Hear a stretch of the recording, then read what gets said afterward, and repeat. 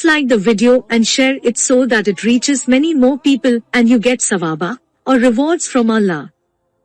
This could be a sawabe jariyah or continuous reward for you long after you are gone.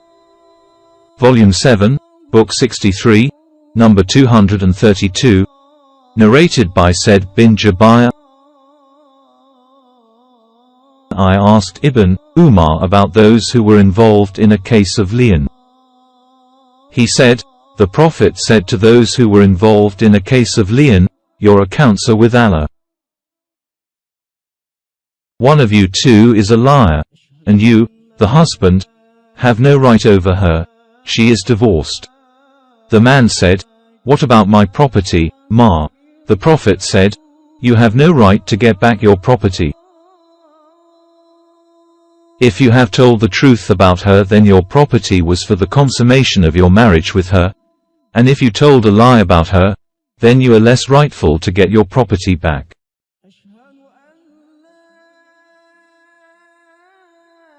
Sufyan, a sub-narrator, said, I learned the hadith from Amra. Narrated Ayub. I heard Sa'id bin Jubayr saying, I asked Ibn Umar, if a man accuses his wife for an illegal sexual intercourse and carries out the process of li'an, what will happen? Ibn Umar set two of his fingers apart. Sufyan set his index finger and middle finger apart. Ibn Umar said, the Prophet separated the couple of Bani al-Island by divorce and said thrice, Allah knows that one of you two is a liar. So will one of you repent to Allah? Volume 7, Book 63, number 233. Narrated by Ibn Umar. Allah's apostle separated, divorced, the wife from her husband who accused her for an illegal sexual intercourse, and made him take the oath of li'an. Volume 7, Book 63, number 234. Narrated by Ibn Umar. The Prophet made an Ansari man and his wife carry out li'an, and then separated them by divorce. Volume 7, Book 63, number 236. Narrated by Ibn Abbas. Those involved in a case of li'an were mentioned before Allah's apostle Azam bin Adi said something about that and then left. Later on, a man from his tribe came to him and told him that he had found another man with his wife. On that, Azam said, I have not been put to task except for what I have said about li'an. Azam took the man to Allah's apostle and he told him of the state in which he found his wife. The man was pale, thin and lank-haired, while the other man whom he had found with his wife was brown, fat with thick calves and curly hair. Allah's apostle said, O Allah, reveal the truth. Then the lady delivered a child resembling the man whom her husband had mentioned he had found with her. So Allah's apostle ordered him to carry out li'an. A man from that gathering said to Ibn Abbas, was she the same lady regarding whom Allah's apostle said, if I were to stone to death someone without witnesses, I would have stoned this lady? Ibn Abbas said, no, that was another lady who, though being a Muslim, used to arouse suspicion because of her outright misbehavior. Volume 7, Book 63, number 237, narrated by Aisha. The Prophet said, as in 240. Volume 7, Book 63, number 238, narrated by Aisha. Rifa al-Qarazi married a lady and then divorced her, whereupon she married another man. She came to the Prophet and said that her new husband did not approach her, and that he was completely impotent. The Prophet said to her, "No, you cannot remarry your first husband, till you taste the second husband and he tastes you, that is till he consummates his marriage with you." Volume 7, Book 63, number 239. Narrated by Salama. The wife of the Prophet, a lady from Bani Aslam, called Sabaya, became a widow while she was pregnant. Abu as-Sanabal bin Barkak demanded her hand in marriage, but she refused to marry him and said, "By Allah, I cannot marry him unless I have completed one of the 2 prescribed periods." About 10 days later, after having delivered her child, she went to the Prophet and he said to her, "You can marry now." Volume 7, Book 63, number 240. Narrated by Abdullah bin Abdullah.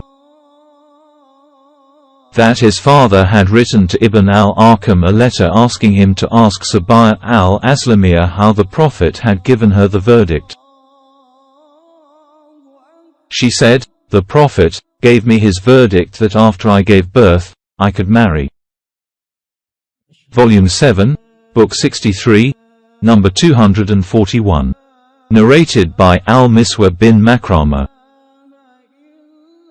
Sabaya al-Aslamiyah gave birth to a child a few days after the death of her husband. She came to the Prophet and asked permission to remarry, and the Prophet gave her permission, and she got married. Volume 7, Book 63, number 242. Narrated by Qasim bin Muhammad and Sulaiman bin Yasser. That Yahya bin Said bin al-As divorced the daughter of Abdurrahman bin al-Hakam. Abdurrahman took her to his house. On that, Aisha sent a message to Marwan bin al-Hakam, who was the ruler of Medina, saying, "Fear Allah, and urge your brother to return her to her house." Marwan, in Suleiman's version, said, "Abdurrahman bin al-Hakam did not obey me, or had a convincing argument." In al-Qasim's versions Marwan said, "Have you not heard of the case of Fatima bint Kay?" Aisha said, "The case of Fatima bint Kay is not in your favor." Marwan bin al-Hakam said to Aisha, "The reason that made Fatima bint Kay go to her father's house is just applicable to the daughter of Abdurrahman."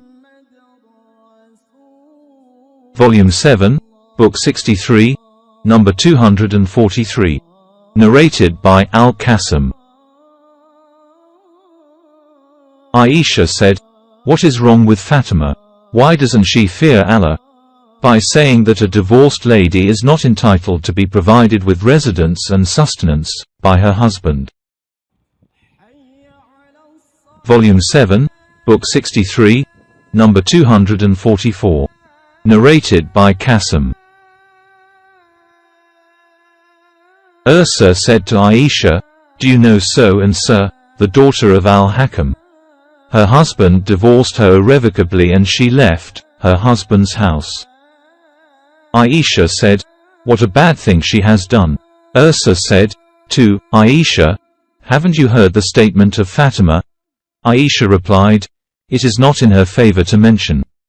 Ursa added, Aisha reproached Fatima severely and said, "Fatima was in a lonely place, and she was prone to danger, so the Prophet allowed her to go out of her husband's house."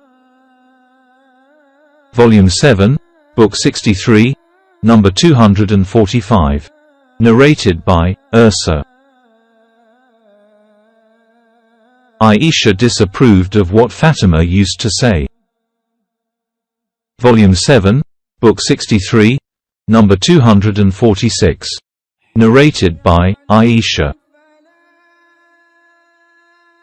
When Allah's apostle decided to leave Mecca after the Hajj, he saw Safiya, sad and standing at the entrance of her tent.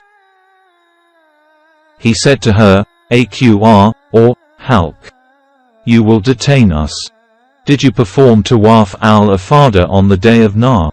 She said, "Yes." He said, "Then you can depart."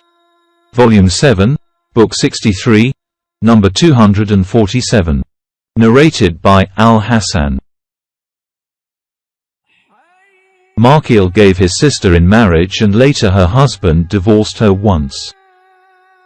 Volume 7, Book 63, number 248. Narrated by Al-Hassan.